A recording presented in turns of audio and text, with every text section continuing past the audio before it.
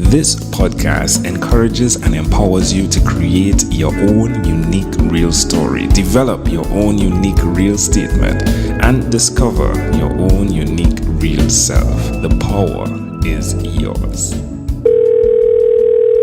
Good night, Al Kramer. How are you doing on this wonderful, beautiful night? I'm terrific. Good to talk to you. Yeah, it's a great pleasure to connect with you as well. Now, in the episode before, we had your wife. So I know you're in Chicago. Tell me, which of your talents is responsible for us connecting at this specific time in history? I think it's probably because I've teamed up with my wife to write a number of articles, over 50 now, about gender bias. One book that's published and one book that's at the publisher, all about women, the workplace, bias, and men's attitudes towards women who compete with them.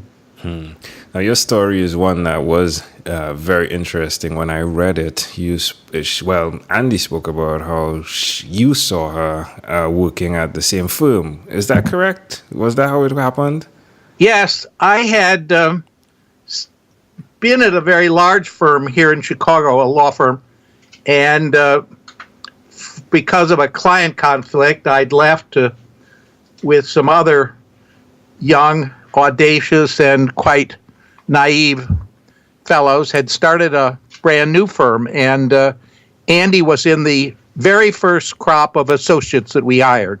So she was our tax department, was the only tax lawyer in it, and she finally, when we began to expand, she expanded her tax department so that when she left to go on to even bigger things, she had a tax department of 15 lawyers. Wow. Oh, she does the work, right? She's not just talking, standing. She does the work, doesn't she? Wow. Yes, she does. Yes, some of us talk the talk, others of us walk the walk, and Andie's one that walks the walk. Now, who did you learn the ability to walk side by side with someone like Andie? Who did you learn that from, that ability?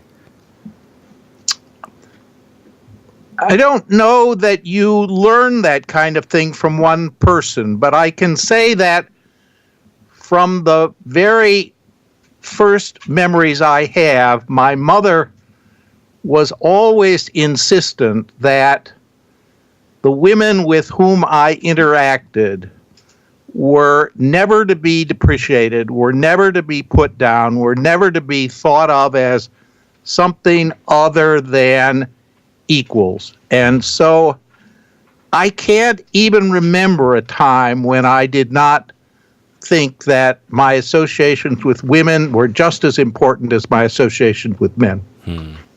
That's amazing. Now, why will you continue to be that person? Because there are some rooms where ego lives and the conversations go against what you're standing for. Why will you continue nevertheless?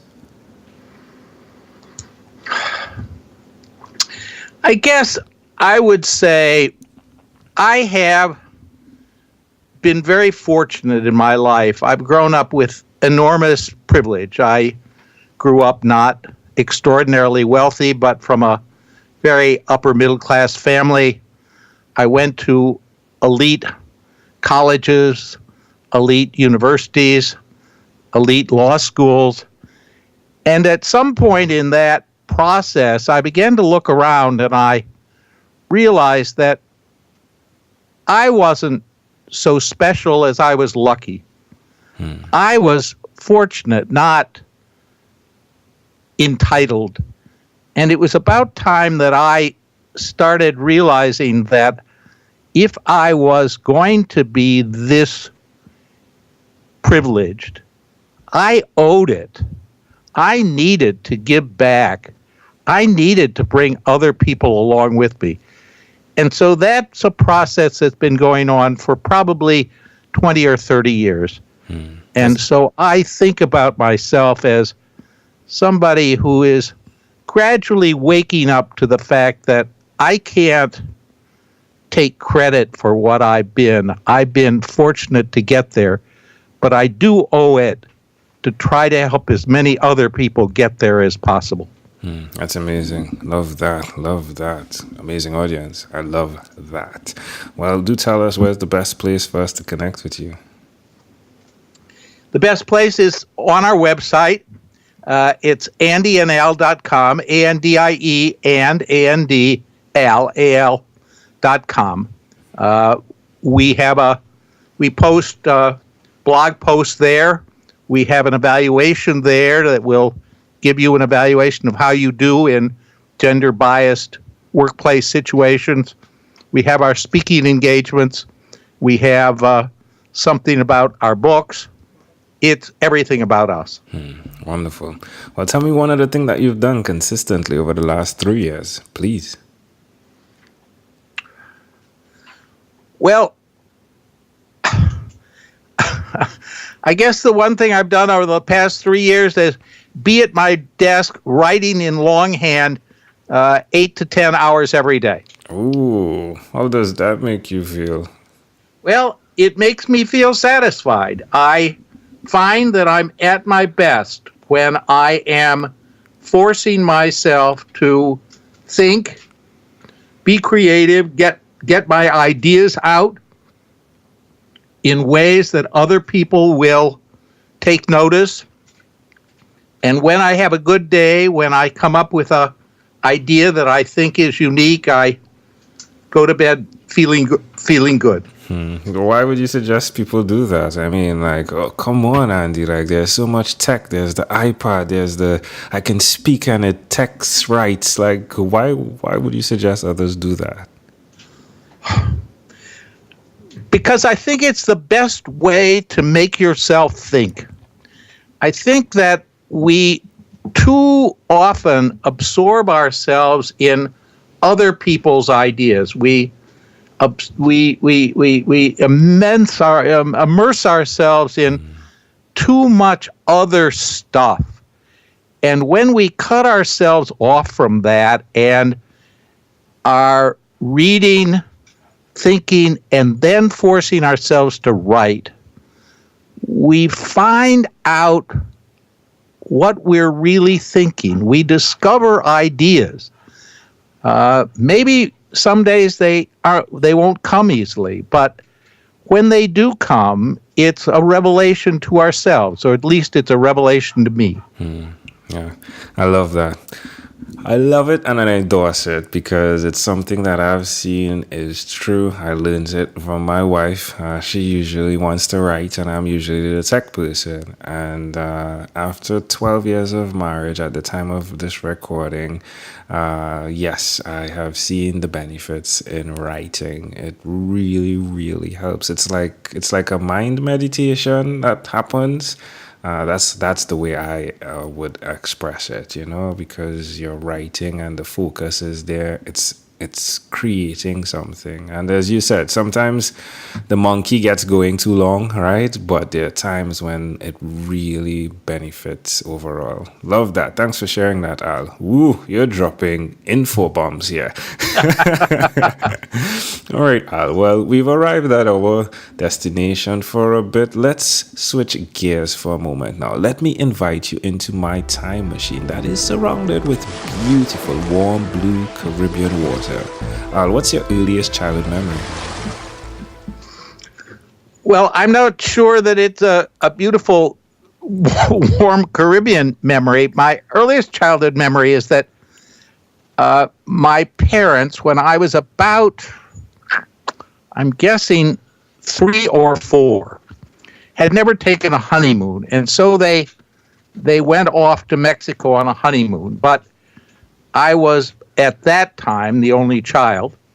And so they needed someone to take care of me. And they had originally come from Omaha. And we were then in Chicago. And so they put me on a plane to Omaha. So there was this 3-year-old boy. I remember I was in a suit and a tie at 3 or 4. And it was a DC-3, and I must have vomited 4 or 5 times. Oh, my. And I cleaned myself up as best I could and was certain that by the time I'd gotten to Omaha to the family that I was staying with, I was undetectable. And apparently, I smelled so badly that they had to get me washed before they could put me in the car. What a memory. So how do you see that memory connecting to who you are today? Well, I'm still very sensitive about the way I appear to other people.